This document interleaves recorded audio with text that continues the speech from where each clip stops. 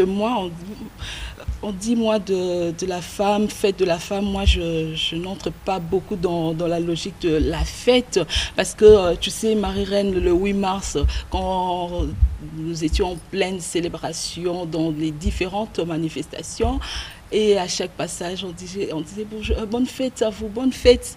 Moi, je répondais, mais je ne fête pas. Je ne fêtais pas. Pourquoi? Parce que j'étais en train de réfléchir sur tous ces défis qui restent à relever, malgré tous les combats, l'évolution même du combat, toutes les luttes menées par les femmes. Il y a encore énormément des victoires à remporter, il y a encore énormément des défis à relever. Alors moi, je dis, bon, pour moi, ce n'est pas vraiment une fête. Bon, c'est vrai qu'on célèbre quand même les victoires remportées, mais c'est une occasion, en tout cas, une occasion de réfléchir sur tous les problèmes que nous rencontrons encore, qui posent obstacle au développement, obstacle pour les changements. Nous visons l'égalité entre hommes et femmes, nous n'y sommes pas encore. Donc voilà, il faut des stratégies pour y arriver. Ben, voilà. Alors je pensais à l'implication des hommes, parce que quand on parle des droits des femmes et que les femmes revendiquent leurs droits, Marie-Reine, et que les hommes ne sont pas au courant, les hommes ne sont pas sensibilisés, les hommes ne s'impliquent pas, ça retourne à autre chose, ça prend des allures, des conflits, des combats. Voilà. C'est qu'il faut éviter. Nous voulons une nation de paix, une génération de paix, une société où règne la paix. Et pour éviter la paix, il faut une bonne communication. Voilà pourquoi l'homme doit être impliqué dans le combat de l'homme. Voilà. Et Marie-Reine, c'est sûr qu'on va parler paix aujourd'hui, on va parler changement, on va parler innovation. Tout à fait. Dans le menu que nous vous proposons aujourd'hui, chers téléspectateurs, nous commençons avec le pasteur André Mbouechi qui nous parle de l'amour du pardon au micro de Natri Frey. Nous aurons plusieurs invités au cours de ce magazine. La deuxième rubrique que nous vous proposons, c'est Cap Vert vers le changement avec Gaylor Ndombe, Elvis Elumbu et Sylvain François Kalonji-Panou. Nous vous informons que c'est le tout premier numéro de cette nouvelle rubrique. Le sujet sera le rétablissement de la paix et la réconciliation nationale. Santé de l'enfant revient avec Nadine Bobo, notre consoeur, qui nous parle de la touche chez l'enfant. Et nous aurons un entretien du poète Rémi Mokassa, qui parle du recueil des poèmes sur la femme. Reportage signé Evelyne Ikulamba et Sony Kabamba. Enfin, nous aurons quiz de la semaine. Voilà, c'est tout pour le menu. Aux côtés de ce menu, nous avons des invités. Voilà, nous allons donc découvrir, nos téléspectateurs vont découvrir nos invités. Mais moi, je peux assurer qu'on on a intérêt à rester fidèle au poste pour apprendre tout ce qu'on a prévu pour vous et découvrir tout ce qu'on a prévu pour vous aujourd'hui. Donc, on va commencer avec le pasteur André Mbouechi qui nous parle de l'amour du pardon au micro de Nati. C'est très important, hein, le pardon. Ouais. Je disais que le Seigneur m'a confié un message sur l'amour du pardon. Ce message se trouve dans l'évangile selon Jean au chapitre 8 du verset 1 à 10. Un jour, alors que le Seigneur Jésus-Christ enseignait dans le temple, survinrent les scribes et les pharisiens amenant une femme surprise en flagrant délit d'adultère et dirent à Jésus: Maître, nous avons surpris cette femme en train de commettre l'adultère. Moïse, selon la loi, nous a prescrit de lapider de telles femmes. Toi donc, que dis-tu? Le Seigneur sans broncher s'abaissa et s'est mis à écrire sur le sol. Ils répétèrent la question. Finalement, le Seigneur se redressa et leur dit que celui d'entre vous qui est sans péché jette la pierre le premier sur la femme. La Bible déclare qu'accusés par leur propre conscience, ils se retirèrent un en un, commençant par le plus grand jusqu'au plus petit. Resté seul avec la femme, le Seigneur se tourna vers la femme et lui dit: Femme, où sont tes accusateurs?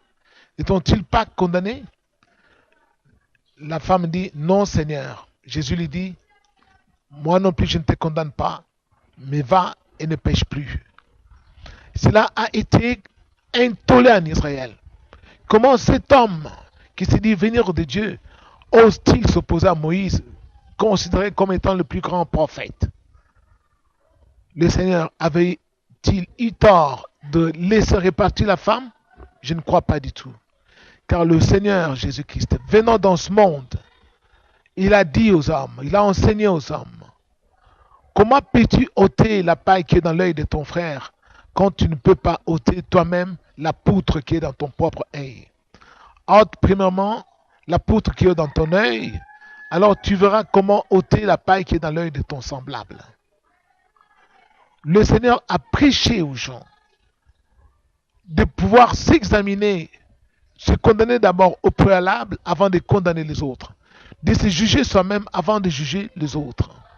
C'est pourquoi il a enseigné, il a dit, on vous jugera du jugement dont vous jugerez les autres, on vous mesurera de la mesure dont vous serez servi pour mesurer les autres, et vous aussi, ne jugez point, afin que vous ne soyez point jugés.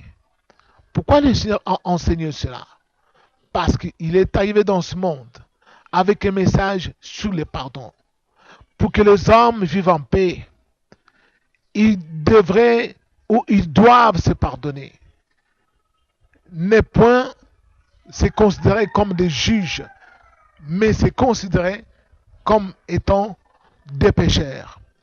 Car la Bible nous enseigne, tous ont péché et sont privés de la gloire de Dieu. Tous les hommes sont des pécheurs. Seul Dieu est juste. Et seul Dieu a la perfection. Il est parfait. Et Dieu a dit, à moi la vengeance, à moi la rétribution. Il n'appartient pas aux hommes de se juger et de se condamner. C'est Dieu qui est le seul juge. C'est pourquoi le Seigneur, étant venu dans ce monde, est venu avec le message de la réconciliation au nom de l'amour. Et par l'amour qui débouche sur le pardon, les hommes en se pardonnant pour vivre en paix sur la terre. Car sans le pardon, les plaies ne pourront jamais être guéries. Les douleurs que nous avons obtenues au fond de nos cœurs par les offenses que nous avons reçues des autres ne pourront jamais être guéries. Mais par le pardon, nos plaies qui sont dans le cœur seront guéries. Parce que dans la prière de notre Père, dans Matthieu chapitre 6, au verset 12, là il est écrit, Père, pardonne-nous nos offenses, comme nous pardonnons à quiconque nous a offensés. Jésus a enseigné à ses disciples que si vous voulez que votre Père qui est au ciel vous pardonne vos offenses, vous aussi vous devez pardonner aux hommes leurs offenses. Bien entendu, lorsque nous sommes offensés, nous sentons mal dans le cœur. Nous avons la douleur au cœur. Et pour que nous puissions récupérer la paix, retrouver la paix, nous devons apprendre à pardonner. Parce que dans le mot pardon, Dieu a mis une puissance libératrice, aussi bien du côté de celui qui demande pardon et du côté de celui qui accorde le pardon.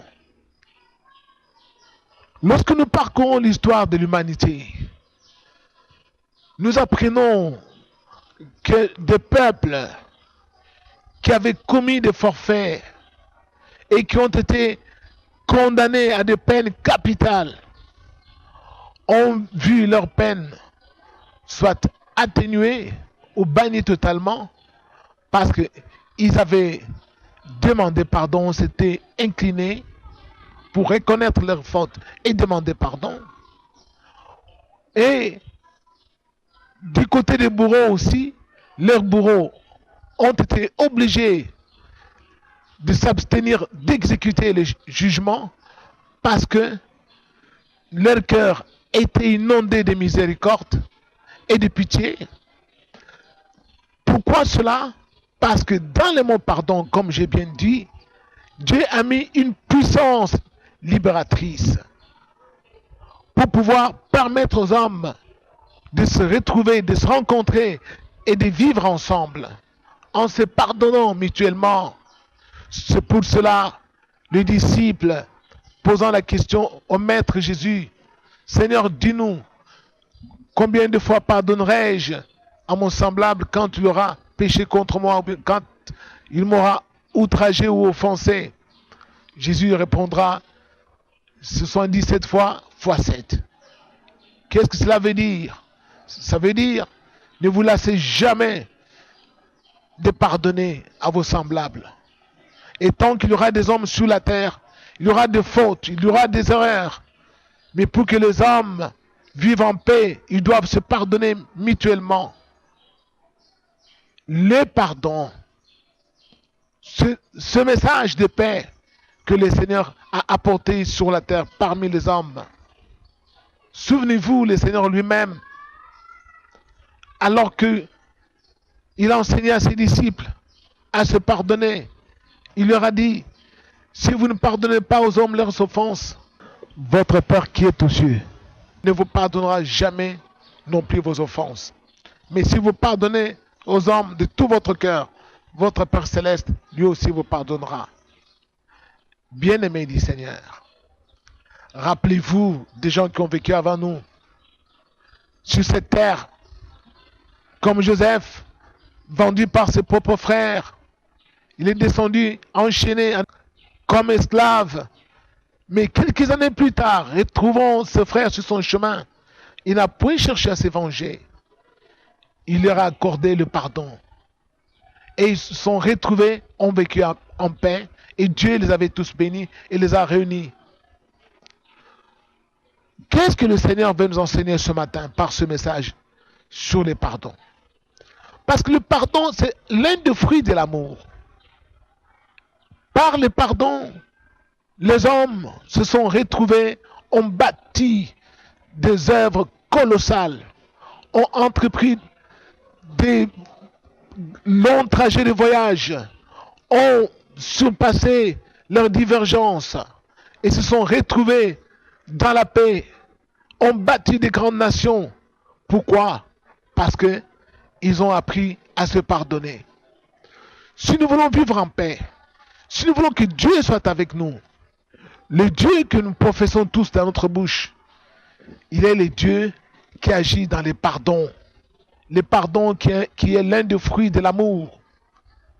Lorsque nous acceptons nos fautes et que nous demandons pardon, Dieu aussi va agir dans les camps du bourreau pour que le bourreau, lui aussi, ait de la miséricorde, ait de la compassion.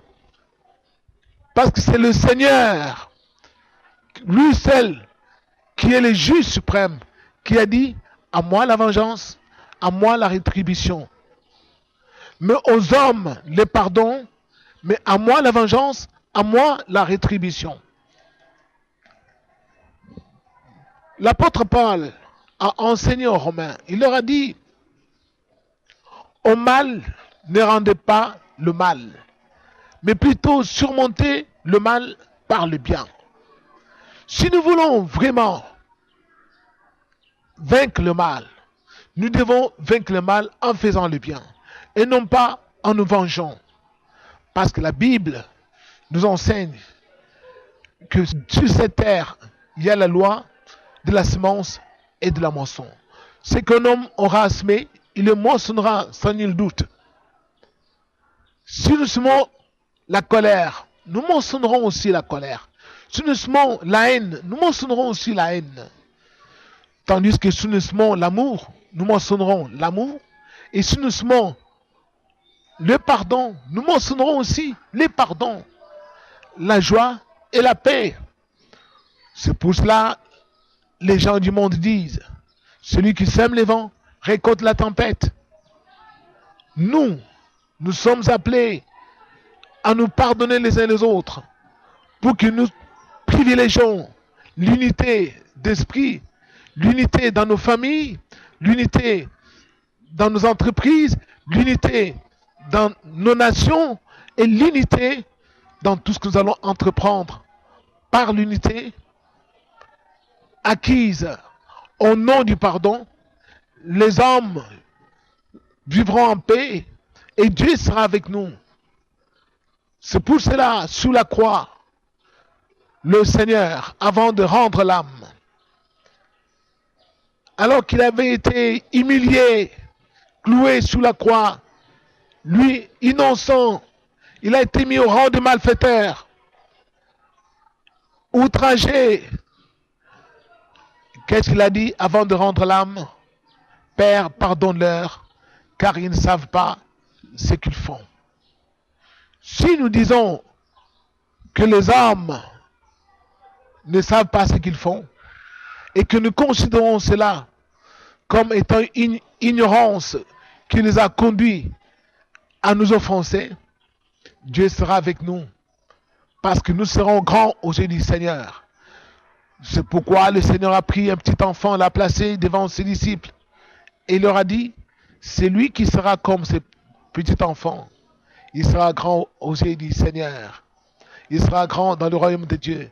Car un petit enfant n'a pas la haine dans son cœur. Même s'il est flagellé, quelques heures ou quelques minutes après, il revient toujours auprès de ses parents. Parce qu'il est petit enfant. Nous devons tous ressembler au petit enfant. Bannir la haine, bannir l'esprit de vengeance, mais plutôt planter le pardon dans nos cœurs, au nom de l'amour, au nom de la miséricorde. Dieu étant miséricordieux, il nous pardonne nos péchés eu égard à sa miséricorde. C'est pourquoi il est écrit qu'il prend plaisir beaucoup plus à la miséricorde plutôt qu'au sacrifice et aux holocaustes. Bien-aimés du Seigneur, je vous invite donc ce matin à ce que chacun de nous fasse une introspection dans sa vie, se juge, se condamne, demande pardon et que nous pardonnions même à ceux qui nous ont offensés pour que le Seigneur soit avec nous, pour que nous menions une vie paisible, une vie remplie de gloire de Dieu et une vie de bénédiction dans le nom du Seigneur Jésus-Christ. Bon dimanche, que le Seigneur vous bénisse. Vous venez là de suivre le pasteur André Mbouéché qui nous encourageait à pardonner, à nous pardonner les uns les autres selon les prescriptions, selon le commandement ou les recommandations du Christ. Voilà, le Christ qui nous a appris le pardon, qui nous a appris aussi le travail, qui nous a appris à servir notre nation, voilà. Et donc nous allons recevoir maintenant là dans ce plateau de notre Congo quelqu'un qui vient de très loin, oui, de l'Europe, hein, Suisse exactement. Voilà. Monsieur Il s'agit de Augustin Aïmba, voilà. éducateur social congolais, tout à fait. résident en Suisse. Oui, voilà. Et vous, pendant qu'on parlait, on discutait ici, vous avez dit que vous êtes resté longtemps en Suisse. Oui, je vis en Suisse, ça fait plus de 30 ans. J'ai vécu en Suisse. Bon, tu peux pas la Suisse, c'est l'Europe. Donc l'Allemagne à côté, la France à côté, la Belgique à côté. On fait un peu la ronde, on fait le commission un peu de gauche à droite.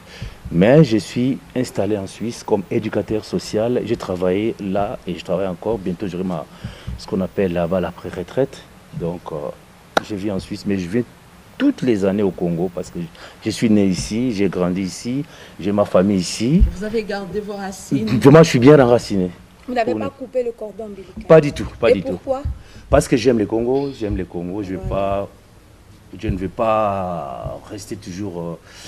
J'aime bien le Congo, j'aime garder les racines des familles. Et vous pensez vraiment revenir vous rétablir ici? Je pense, je ne suis pas le seul, il y a plein de Congolais qui ont vécu 30 ans, 40 ans ailleurs, en Amérique, au Canada, ou en Europe, ailleurs. Ils veulent rentrer avec des bagages. Oui. Des bagages, ils veulent rentrer. Voilà.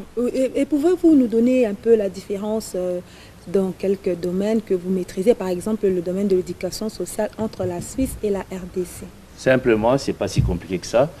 La Suisse est un pays où il y a moins de 3% des chômeurs. Autrement dit, sur 100 Suisses, il y a 98 qui travaillent. Donc c'est un pays sur le plan social qui a réussi. Donc la Suisse, les gens vivent mieux parce que les social a réussi. Il y a une réussite totale. Et puis nous travaillons dans les sociales. On voit ce pays qui est sorti dans à peine 50 ans, un demi-siècle, et il est au top comme ça. La Suisse est développée. C'est un pays où il y a la paix. Voilà. C'est un pays où ça attire les gens, les riches. Il va bien. Un paradis, réputé paradis. Voilà, la Suisse, c'est un pays des banques, un pays de l'assistance des caisses maladies, un pays où il y a c'est d'ailleurs ce qui a développé la Suisse, parce que sur le plan géographique, ils n'ont presque pas beaucoup de richesses. Pas du tout, ils n'ont rien. Donc, si on parle par rapport au Congo, ils n'ont pas de coltan, ils n'ont pas de diamants, ils n'ont pas de l'or, ils n'ont pas des fleuves Congo, ils n'ont pas de... Ils ont rien, mais avec le peu qu'ils ont géré, ils ont été sérieux. C'est un peuple qui a une certaine renommée, un peuple très sérieux. Intègre. Donc, très intègre. Donc quand on dit l'air à bouler, on va 8h à 8h. Des fois, l'état, Balongolio. Balongolio. Sans excuse. Bien sûr. Mais non, tu n'es pas sérieux. C'est pas comme tout le monde a parce qu'il faut être sérieux dans le travail. Si on veut avoir des résultats, on veut aboutir à quelque chose. Voilà. Justification na yote. Transport non.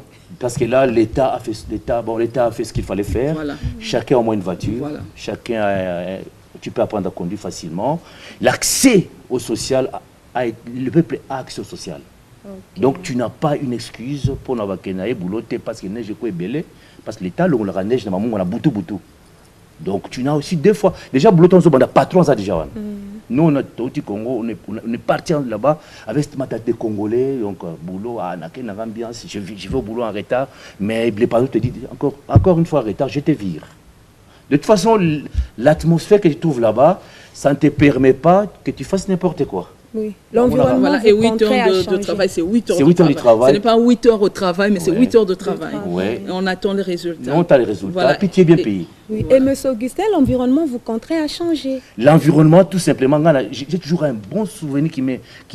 En 89, quand j'arrive en Europe, on arrive en Europe, les matins, c'était en hiver, c'était au mois de décembre, mais j'ai vu des voitures qui passaient, les gens qui, à 7h, 8h, j'ai dit, mais non, les gens vont travailler. Les gens vont travailler.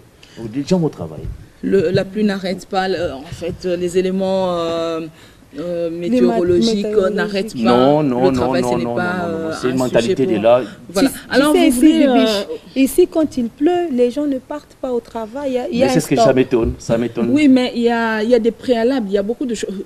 Imaginez un peu, il pleut et votre maison est coupée carrément de la route principale. Vous ne savez même pas y accéder. Ça n'arrive pas tous les jours. Il faut des moyens, il faut des mesures pour permettre aux gens d'aller au travail malgré la pluie, malgré la neige, le chiffre, qu'il fasse chaud. Simplement, c'est ça, vous verrez.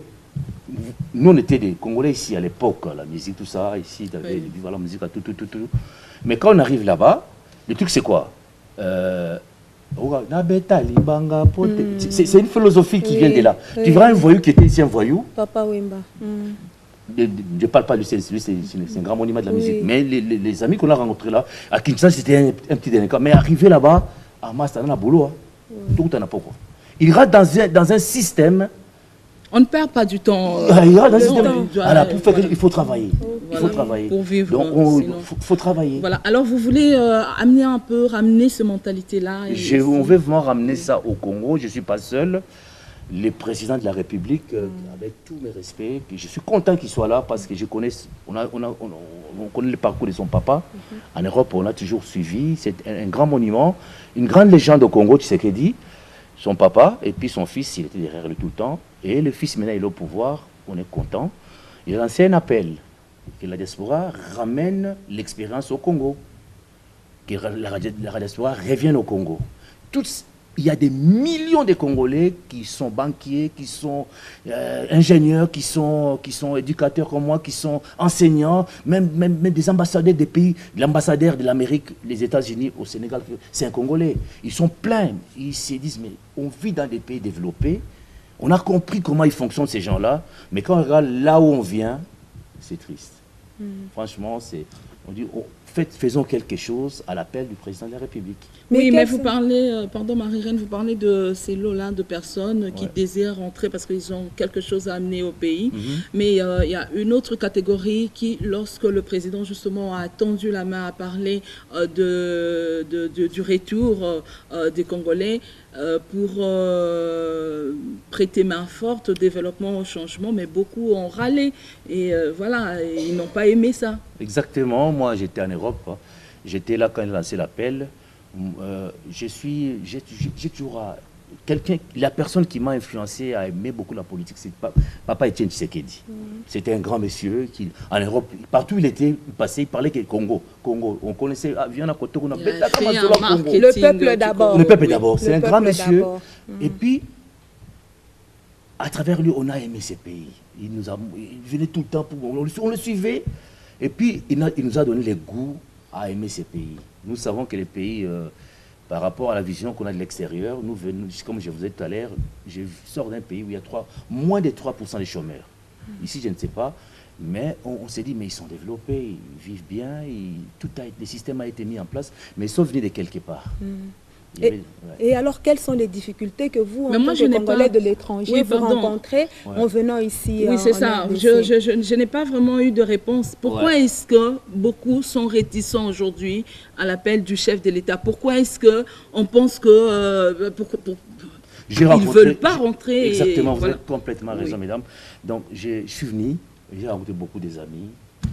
C'est quoi? Parce que moi, j'espère, et je vais être parmi des pionniers, parmi les Congolais qui va installer quelque chose ici pour aider la diaspora à retourner dans son pays. C'est parce qu'ils ne trouvent peut-être pas ce qu'il faut pour qu'ils commencent quelque chose. Ils ne savent pas, comme vous par exemple, vous avez fait 30 ans, mais vous êtes revenu de temps en temps, d'autres non, mais ils ne savent pas par où commencer s'ils viennent. Donc il faut peut-être des structures d'accueil pour les aider. Oui. Moi, à mon avis, j'ai proposé quelque chose qui se trouve en Suisse, qu'on appelle un point rencontre. C'est-à-dire que tout Congolais qui répond à l'appel du président de la République, du gouvernement, qu'il trouve une structure. Moi, j'ai nommé ça un point rencontre. C'est-à-dire que ça existe en Suisse, c'est un point. Quand il débarque de l'avion, il sait que demain, je vais en ville, par exemple, à la Gombe, il y a un bureau, une structure, je ramène mon expérience, mon projet, comment je vais investir, qu'on m'écoute au moins. Mais la plupart sont restés 1 mois, 2 mois, traînés, un peu alimentés. Et en fin de compte, ils se disent quoi? Tout quand on a un parti politique, c'est là peut-être qu'ils vont nous écouter. On est arrivé, je ne sais pas citer les noms, dans un parti politique, il faut avoir une carte. Mais nous, on a aimé les Congo sans pour autant dans un parti politique. On a l'expérience, on a les acquis qu'on a eu ailleurs. Et l'idée que je me suis pointé ici, c'est pour dire qu'il faut qu'il y ait un point rencontre. Donc vous avez déjà envisagé un projet. J'ai un projet d'un point rencontre, c'est-à-dire que mes amis, qu'on appelle Bana Poto, ils ont acquis une certaine mentalité qui sont un peu différentes de nos frères ici. Ouais. Et quand ils voient quelqu'un devant eux qui a vécu avec eux là-bas, ils se mettent en confiance. Oui, ils se mettent en confiance parce que vous avez le même langage. Ouais. Bon, ce sont nos amis congolais, nos frères, mais quand même, après 30-40 ans vivant ailleurs, moi, ma mentalité change à Mouké. Ouais. C'est ça, et moi j'ai discuté beaucoup avec des banquiers congolais venant du Canada, des ingénieurs venant de l'Angleterre. Ils sont là une semaine à Kéboisoum. J'ai rencontré récemment un docteur qui vient de Saint-Étienne, mais ils sont un peu dans la galère. C'est des gens qui ont travaillé 30 ans comme dentiste, 30 ans à opérer des blancs. Et ici, il est perdu. Il est là, il ne sait pas où aller. Je vais à la clinique universitaire, je vais où? Mais si on installe simplement une structure, dans ma commis, il arrive là, il dit, je me pointe dans telle adresse, je discute, on lui donne un rendez-vous, on les suit, comme on dit, on fait un suivi, ça les sécurise, ça lui donne envie aussi d'aller plus loin dans son projet. Une sorte d'agence d'accueil, d'orientation, d'accompagnement aussi des personnes qui viennent de l'étranger. D'ailleurs, Bibiche, M. Augustin, c'est le travail du ministère des Congolais de la diaspora ou de l'étranger. C'est lui qui est chargé d'accompagner, d'accueillir tous ceux-là qui voudraient amener leur expertise ici en RDC. Et nous avons même lancé un appel en disant que le ministère des Congolais à l'étranger devrait être géré par un Congolais qui a vécu à l'étranger, qui connaît quand même le système de là et qui pourra faciliter la tâche. C'est ce que N'êtes-vous pas de mon avis? Je suis vraiment complètement à 100% de votre avis. C'est-à-dire que quelqu'un qui a vécu avec eux là-bas, bon, la Suisse c'est l'Europe, hein, on se connaît, on voyage beaucoup là-dedans, l'Europe, dans le Schengen. Quelqu'un qui vient, par exemple, comme je vous donne, j'ai rencontré ce docteur qui est venu la semaine passée, chirurgien, 40 ans d'expérience. Il a opéré des Français partout à Saint-Étienne, mais il est là, vraiment, il est dans la galère. Voilà, donc ce qui est sûr, c'est qu'on on a des intelligences éparpillées un peu partout dans le monde. Donc, question maintenant d'asseoir des dispositifs, de mettre en place des mécanismes pour attirer toutes ces intelligences congolaises, les réunir ici pour activer le développement, le changement dans le pays. Merci à vous. Je ne peux pas vous couper la parole, j'ai juste pour finir. Oui, vraiment pour finir. Il ne faut pas que le gouvernement congolais se trompe parce que ces intelligences-là sont convoitées ailleurs. Exactement. Tout à fait. Je vous donne un exemple tout simple. Moi, je pouvais aller au Rwanda parce que là, ils comprennent facilement. Les dirigeants là-bas, on a besoin de gens comme ceux-là. Ailleurs, ils ont, à Ouganda, par exemple, il y a des portes ouvertes directement, des structures mises en place, dans comment loger un hôtel. Voilà, d'où ce plaidoyer justement. Exactement. Donc vraiment réunir ce qu'il faut pour bien accueillir les Congolais pour les attirer et enlever cette mauvaise image. Voilà, parce que beaucoup ont peur, ils pensent que dès qu'ils arrivent ici, ils commencent à mourir de faim. Non, on est là, mes amis de l'Europe. Les rassurer. Mes amis, venez, les Congolais, ce sont nos frères, ils ne sont pas méchants, ils sont accueillants, malgré la période qui traverse. Okay. Voilà, mais déjà pour votre structure, projet de facilitation de la diaspora, comment vous joindre? Parce que vous avez déjà ce projet. Oui, j'ai un numéro de téléphone, c'est le 090 36 04 824. 090 36 04 824. Okay, ceux qui seront intéressés pour qu'on travaille pour la RDC, joignez-moi, je m'appelle Augustin Aimba, joignez-moi à ces numéros-là. Et puis, vraiment, n'hésitez pas, qu'on discute, qu'on mette une structure. S'il vous plaît, si vous lâchez ces têtes partir, ils sont convoités ailleurs. Moi, j'étais appelé ailleurs. D'accord. Mais on a la famille ici. De toutes les façons, tout le monde vous a vu sur le plateau de la RTNC. Donc, si on n'a pas noté le numéro, on peut toujours contacter la RTNC qui pourra orienter vers vous. Merci à vous d'être passé. Merci beaucoup. On va passer à autre chose. Okay. Je vous remercie. Nous allons passer au cap vers le changement avec Guélor Ndombe, Elvis Elumbu et Sylvain François Kalonji-Panou. Nous allons avoir comme sujet le rétablissement de la paix et de la réconciliation nationale. Suivant.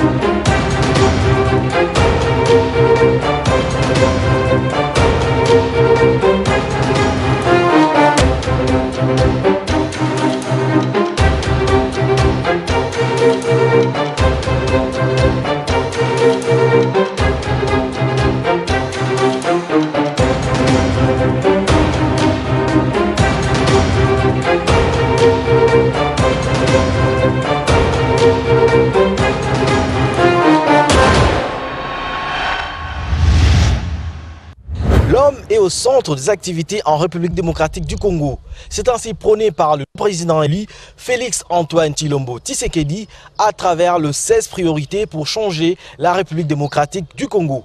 Et ce magazine Cap vers le changement vient faire le point sur le 16 priorités pour voir comment elles changeront ainsi le Congo. Mesdames, bonjour et bienvenue dans ce magazine.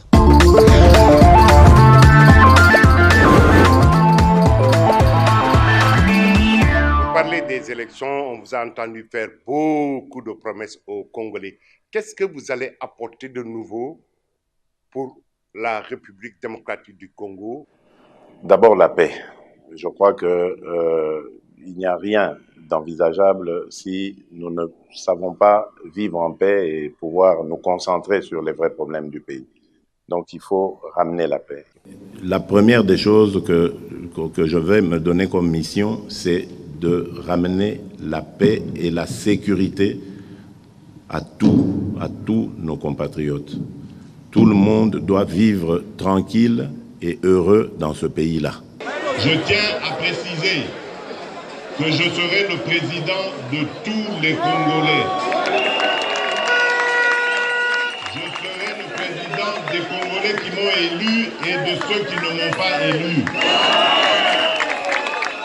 Je ne serai pas le président d'une organisation politique qui est le CACH. Je ne serai pas le président d'un parti politique, l'UDPS. Je ne serai pas le candidat d'une tribu, la tribu des Louba. Je serai le candidat des Congolaises et des Congolais. La République démocratique du Congo que nous formons ne sera pas un Congo de la division, de la haine ou du tribalisme.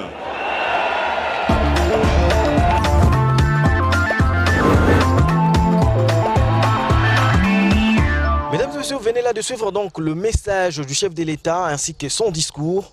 Et à travers cette émission Cap vers le changement, aujourd'hui nous vous proposons, parmi les 16 priorités, 2 priorités que nous appelons rétablissement de la paix et réconciliation.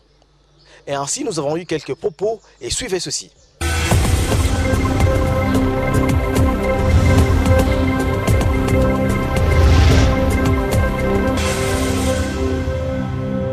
Le président de la République, Félix-Antoine Tshisekedi, avait priorisé le message de la paix pendant la campagne parce que, en faisant le diagnostic dans la pré-campagne, la paix valait son pesant d'or.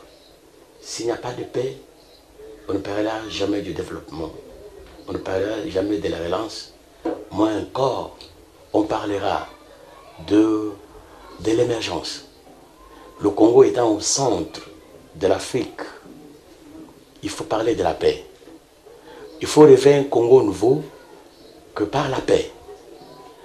La paix en soi, la paix est cognitive, c'est l'homme intérieur. Lorsqu'un homme qui est troublé ne concevra aucun projet, ne réalisera aucun rêve. Mais la paix étant conjuguée à l'effort par le président de la République comme socle prioritaire, nous pouvons rêver d'un grand Congo. Donc, la paix est un espoir qui a fait que l'opinion nationale ait découvert qu'il est le candidat qui valait sa peine pour inspirer confiance à la population congolaise.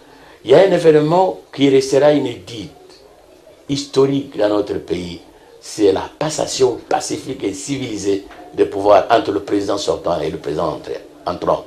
Après 58 années, dont le Congo a gagné. Le Congo de paix est un Congo grand, de réussite, de bonheur et de prospérité. Lorsque vous voyez l'article 1er de la Constitution, lorsque vous voyez la devise de notre pays, la paix occupe une place centrale. La paix occupe une place centrale dans la devise de notre pays. Qu'est-ce que cela signifie? Cela veut dire que sans la paix, il est impossible de construire, de bâtir un pays plus beau qu'avant, selon l'hymne national. Sans la paix, nous ne pouvons rien faire. Il y a donc là la question de la paix dans le chef du président de la République, et on l'a senti aussi dans son discours, c'est que la paix est cruciale pour le développement du pays.